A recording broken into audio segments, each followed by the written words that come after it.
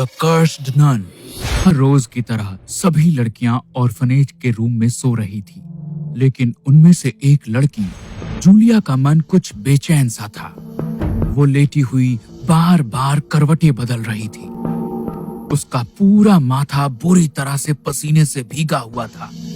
ऐसा लग रहा था मानो जैसे वो कोई बुरा सपना देख रही हो। घबराहट के मारे उसके चेहरे के भाव अचानक से बहुत गंभीर हो गए और एक गहरी सांस भरती हुई अचानक से उसकी आंख खुल गई। बुरे सपने से डरी सहमी जूलिया ने किसी तरह अपने मन को शांत किया। उसने थोड़ी देर के बाद फिर से सोने की कोशिश की, लेकिन उसे नींद नहीं आ रही थी। काफी देर से जागने की वजह से उसे प्यास लगने लगी। वो उठकर रूम के बाहर वाले हॉल से किचन की तरफ गई। उसने पानी पीने के लिए जैसे ही पानी का ग्लास उठाया तो किचन की खिड़की से उसकी नजर बाहर की तरफ पड़ी।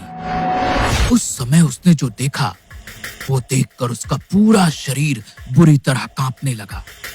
खिड़की के बाहर एक बड़ा सा काला साया था, जिसके हाथ में उसी की एक दोस्त डेजी का कटा हुआ सिर था, जिससे रिस रहा खून जमीन पर गिर रहा था। ये मंजर देखकर डर के मारे उसके हाथ से पानी का ग्लास नीचे गिर गया कि तभी उसकी आवाज से वो साया अचानक पीछे की ओर मुड़ा और उसकी नजरें जूलिया के चेहरे पर आकर रुक गई। ये सब देखकर डर से जूलिया की रूह कांप गई और वो बेहोश होकर वहीं गिर पड़ी। सुबह जब सिस्टर एलिसा किचन में कॉफी बनाने के लिए गई तो सामने का दृश्य देखकर उनकी आत्मा सिहर उठी। उनकी आंखों के सामने जूलिया का मुर्दा शरीर पड़ा था। उसकी गर्दन उसके शरीर से अलग हो चुकी थी। उसका पूरा शरीर बुरी तरह खून से लथपथ था। उसका मुर्दा शरीर देखकर सिस्टर एलिसा की चीख निकल गई। उनकी चीख सुनकर सिस्टर मार्था और सिस्टर मैरी जब वहां आए तो जूलिया को देखकर उनके भी होश उड़ गए। उन्होंने कैथोलिक रीति रिवाजों से जूलिया के पार्थिव शरीर को कब्रिस्तान में दफन किया तो उन्हें एक और दिल दहला देने वाली बात पता चली। लड़कियों ने उन्हें बताया कि डेजी भी आज सुबह से उन्हें कहीं नहीं दिखी है। सभी के चेहरे पर चिंता और मायूसी के भाव थे। उनकी आंखों में आंसू थे। तभी सिस्टर मार्था ने रोते हुए कहा, इस बार भी हम कुछ नहीं कर पाए। वो शैतान फिर से हमारी बच्चियों को ले गया। ये घटना इस ऑर्फनेज में पहली बार नहीं घटी थी। हर महीने यहाँ से एक बच्ची रहस्यमयी तरीके से गायब हो जाती थी, जिसे कौन कहाँ लेकर जाता था आज तक किसी को इसका पता नहीं चल पाया था। लेकिन इस बार एक नहीं बल्कि 2 बच्चियां उनसे दूर चली गई थी। डेजी का किसी को भी कुछ अता पता नहीं था और रात को हुए उस हादसे ने जूलिया की भी जान ले ली थी। ऑर्फनेज की सभी लड़कियां बड़े ही खौफ में थी। सभी को डर था कि कहीं अगला नंबर उनका ना हो। डेजी और जूलिया के साथ हुई उस घटना को अब पूरा 1.5 महीना बीत चुका था, लेकिन इस बार एक भी बच्ची वहां से गायब नहीं हुई।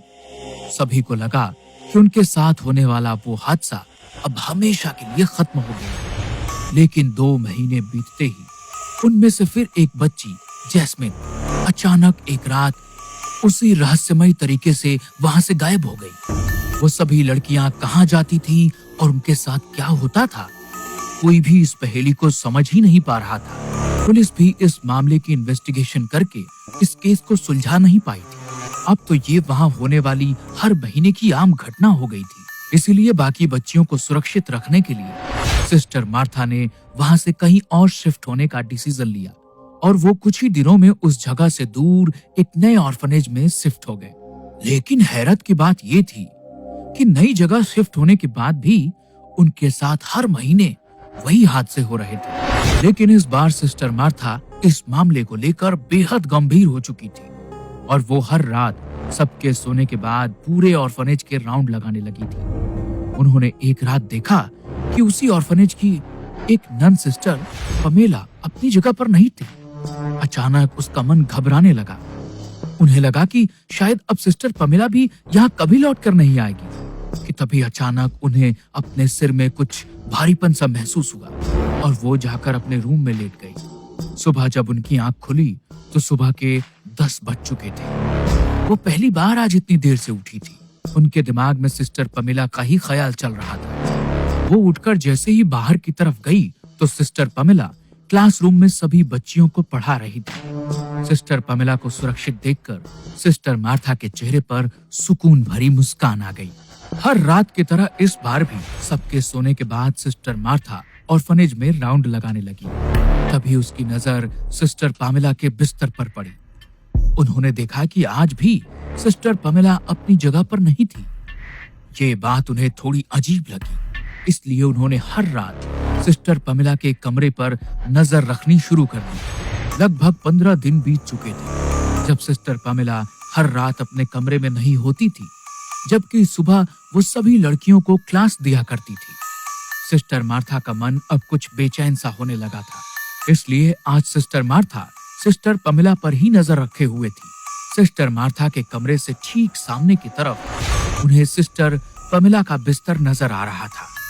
वो आंख हल्की बंद करके सोने का नाटक कर रही थी कि तभी थोड़ी देर बाद उन्होंने देखा कि सिस्टर पमेला अपने बिस्तर से उठकर बाहर की तरफ जा रही है। उन्होंने सिस्टर पमेला के वहां से जाने का इंतजार किया और उनके बाहर निकलते ही वो चुपके से बड़े ही ध्यान से उनका पीछा करने लगी कि तभी थोड़ी दूर चलने के बाद सिस्टर पमेला एक घर के अंदर गई।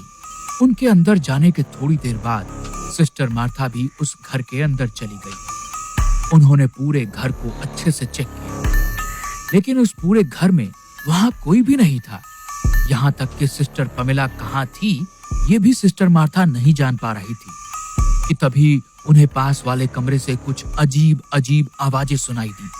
वो बड़ी ही सतर्कता के साथ उस कमरे में गई तो वहां कोई नहीं था कि तभी उन्हें फिर से वैसी ही आवाज सुनाई दी। इस बार उन्होंने बड़े ही ध्यान से उस आवाज को सुना तो उनका ध्यान जमीन की ओर गया। वो आवाज नीचे की ओर से आ रही थी। सिस्टर मार्था को कुछ अजीब महसूस हुआ, इसलिए वो उसी वक्त उस घर से बाहर आकर ऑर्फनेज चली गई। कुछ देर बाद उन्होंने सिस्टर पमेला को बाहर की ओर से अंदर आते हुए देखा और सिस्टर पमेला अंदर आते ही चुपचाप अपने कमरे में जाकर सो गई। ऐसे ही कुछ दिन बीते और हर रात की तरह सिस्टर पमेला अपने बिस्तर से उठी, लेकिन इस बार वो बाहर की ओर जाने की बजाय लड़कियों के कमरे में गई। सिस्टर मार्था अपने बिस्तर से उठी और दीवार के पीछे छिपकर अंदर कमरे की ओर देखने लगी। उस समय सिस्टर मार्था ने जो देखा वो देखकर उनके होश उड़ गए। उन्होंने देखा कि सिस्टर पमेला एक बच्ची रोज के सर पर हाथ रख के अपनी आंखें बंद कर कुछ मंत्र पढ़ रही थी कि तभी वो बच्ची अचानक अपने बिस्तर से उठ खड़ी हुई, मानो जैसे उसे सिस्टर पमेला ने अपने वश में कर लिया हो। वो सिस्टर पमेला के साथ बाहर की ओर जाने लगी। सिस्टर मार्था समझ गई कि सभी बच्चियों के गायब होने का जरूर सिस्टर पमेला से कोई नाता है। उनको सिस्टर पमेला पर पहले से ही संदेह होने लगा था, इसलिए उन्होंने ऑर्फनेज की बाकी सभी नन्स को पहले ही इस बारे में सूचित कर दिया था। उनके आगाह करने के बाद कोई भी सिस्टर आज सो नहीं रही थी। सिस्टर पमेला के घर से निकलते ही सभी सिस्टर मार्था के साथ उसी घर में पहुंच गई और सिस्टर मार्था उनके साथ उसी कमरे में गई जहां से उस दिन उन्हें कुछ अजीब आवाजें महसूस हो रही थी। उन्होंने जमीन की ओर झुकते हुए जमीन को हल्का सा धक्का दिया तो वो जमीन अचानक से अपनी जगह से खिसक गई। उन्होंने ध्यान से देखा तो नीचे एक जाने के लिए वहां सीढ़ियां बनी थी। सिस्टर मैरी और सिस्टर एलिसा के साथ सिस्टर मार्था सीढ़ियों से नीचे की ओर जाने लगी। वो जैसे ही उस बेसमेंट में पहुंची तो सामने का नजारा देखकर उनके होश उड़ गए। उनकी आंखों के सामने सिस्टर पमेला शैतान की पूजा कर रही थी और जमीन पर पड़ी रोज बेहोशी की हालत में लेटी हुई थी। उसके चेहरे पर खून के छींटे पड़े थे। सिस्टर मार्था रोज के पास जाकर उसे जगाने की कोशिश करने लगी कि तभी सिस्टर पमेला का ध्यान पीछे की ओर पड़ा। उन्होंने जैसे ही पीछे मुड़कर देखा तो उनके होश उड़ गए। सिस्टर पमेला के काले कर्म अब सबके सामने आ चुके थे। पैसे की शोहरत के लालच में वो गॉड को छोड़कर शैतान को पूजने लगी थी, जिसके लिए वो हर महीने शैतान को एक मासूम बच्ची की बलि चढ़ाया करती थी। ये सब देखकर सिस्टर मार्था खुद पर से अपना काबू खो चुकी थी। उनकी आंखों में गुस्से के साथ उन सभी बच्चियों को खो देने का दर्द साफ दिखाई दे रहा था। सिस्टर पमेला, तुम तुमने गॉड की सेविका का रूप लेकर हम सबको चला है। तुम शैतान को पूजने वाली उसकी गुलाम हो। आज तक फरिश्ते का भेष रखकर न जाने तुमने इस शैतान को कितनी मासूम बच्चियों की बलि चढ़ाई है।